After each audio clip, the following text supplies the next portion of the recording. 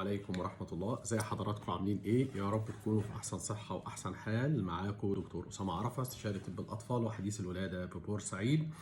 سؤال في العيادة، والسؤال النهاردة كان: يا دكتور انا عايز اشتري لابني مشاية علشان تعجل بالمشي بتاعه ويقدر ان هو يمشي كويس ويقدر ان هو تساعده في تطور حركته.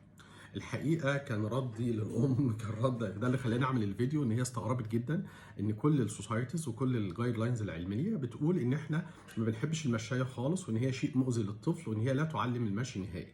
المشايه عندها كذا مشكله. المشكله الاولى ان هي بتلغي تصحيح الخطا والتصحيح البالانس بتاع الطفل. الطفل بيتعلم المشي عن طريق الاتزان وعن طريق تصحيح الخطا، يعني هو لما بيحاول يمشي فيقع فيتزن، وهو بيشوف حواليه الاماكن، بيقدر بودانه وعينيه والسنسورز بتاعت البالانس يتعلم المشي. فده بيأخر ده وبيلغي الكلام ده خالص.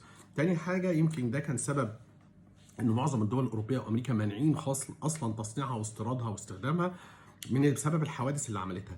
المشايه الطفل بيكون ثابت في الحوض بتاعه ورجليه هي اللي حره، بيتحرك بسرعه وهو لسه صغير، فغالبا بيقع، ولو وقع بيقع على ايه؟ بيقع على دماغه، لان كل جسمه متثبت في المشايه، فلما بينزل على دماغه حصل حوادث كتيره جدا، اصابات في الراس، وده يمكن كان سبب منعها الرئيسي. الحاجه الثانيه، كل الدراسات بتقول ان المشايه تؤخر تعليم المشي، لان هي بتخلي الطفل ما يقدرش يتصلح او يصلح نفسه، او يعني يتطور في التطور بتاع المشي، فبتاخره جدا جدا جدا، ملهاش اي لازمه.